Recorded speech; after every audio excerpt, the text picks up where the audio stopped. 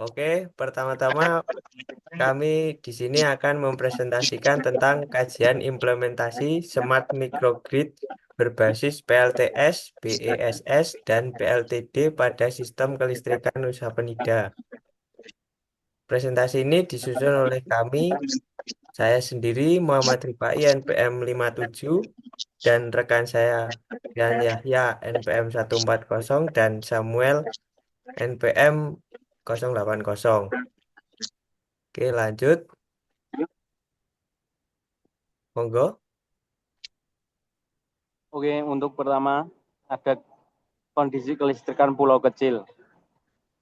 Pada kondisi pulau kecil tergantung historis pada PLTD, menimbulkan biaya operasional yang mahal, rentan terhadap gangguan logistik bahan bakar, dan menghasilkan emisi karbon tinggi. Lalu ada kelonjakan kebutuhan energi, terjadi peningkatan beban listrik secara signifikan di Pulau Penida akibat eskalasi aktivitas pariwisata dan ekonomi masyarakat lokal. Lalu ada urgensi transmisi EBT. Itu kebutuhan yang amat mendesak untuk beralih energi baru terbarukan secara andal namun tanpa mengorbankan kontinuitas dan kestabilan supply. Lanjut. Lalu untuk bagian kedua ada arsitektur smart grid, microgrid. Yang pertama ada panel solar panel PLTS berapa berperan menghasilkan pasokan energi bersih di siang hari yang lalu menurunkan jam operasional dan beban biaya BBM dari pembangkit diesel ekstetis. Yang kedua ada baterai storage atau BESS. Itu berfungsi menjadi penyimpan suplai daya berlebih, menjaga kestabilan frekuensi secara cepat, dan menahan laju intermittensi atau fluktuasi dari produksi listrik tenaga surya. Lalu ketiga ada generator diesel atau PLTD, pembangkit penyenangan cadangan krusial yang menjamin kontinuitas suplai listrik tetap menyala ketika kondisi baterai menipis dan pasokan surya tidak memadai. Lalu yang ketiga ada energy management atau EMS yang merupakan otak cerdas sistem bertugas memonitoring sekaligus mengambil keputusan pengaturan beban antar pembangkit secara otomatis dan real time.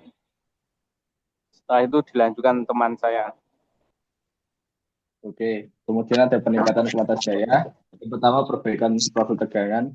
Data menunjukkan bahwa integrasi PLTS dan BSS terbukti menaikkan kualitas tegangan jaringan distribusi lokal sebesar kurang lebih 4%.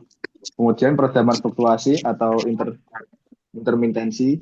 BSS berfungsi efektif merespon dalam hitungan detik saat suplai surya tertutup awan, menstabilkan frekuensi agar jaringan tetap aman. Kemudian ada mitigasi blackout lewat strategi kontrol cerdas atau load shedding dan koordinasi penyulang. Skenario hybrid menghindarkan pulau dari kolaps sistem secara total saat beban memuncak.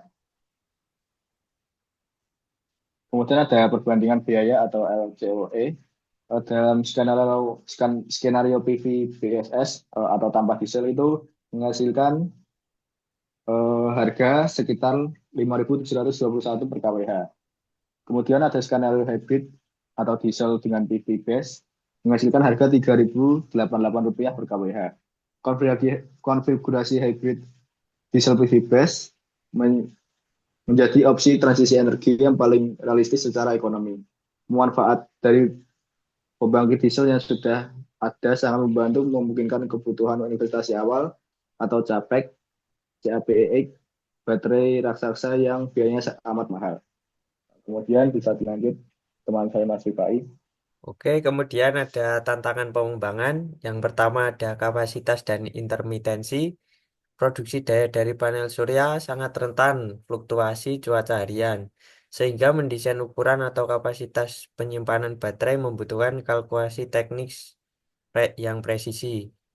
Kemudian yang kedua, investasi awal atau CAPEX, walau menekan biaya operasional bahan baku, pengadaan panel fotovoltaik, inverter, serta penggantian unit BESS secara periodik tetap memerlukan permodalan yang raksasa. Yang ketiga, ada koordinasi proteksi jaringan, berarti adanya ancaman pada padam total atau blackout apabila terjadi gangguan masif pada sistem di saat mesin diesel belum memiliki cukup waktu untuk masuk dan mengambil alih beban. Kemudian yang terakhir ada keamanan siber dan standar. Pertukaran data IoT secara masif menuntut interoperabilitas perangkat keras dari ragam vendor serta protokol keamanan siber yang mutlak untuk mencegah peretasan infrastruktur. Kemudian kesimpulan dari yang kami presentasikan dan rekomendasinya, yang pertama, strategi paling logis adalah implementasi smart microgrid berformat hybrid adalah jembatan ideal yang memadukan kuatnya keandalan PLTD dan bersihnya pasokan listrik PLTS. Yang kedua, Living Laboratory Nasional berarti proyek di Nusa Penida sangat mumpuni dijadikan model cetak biru atau blueprint percontohan smart grid bagi ribuan pulau kecil lain di Indonesia. Dan yang terakhir, tindak lanjut utamanya adalah sangat krusial untuk terus mengaudit pola beban terkini, mengamankan integrasi sistem, perangkat lunaknya, serta mempersiapkan operator lokal secara proaktif. Sekian presentasi dari kelompok kami. Apabila ada kurang lebihnya kami mohon maaf. Sekian, wassalamualaikum warahmatullahi wabarakatuh.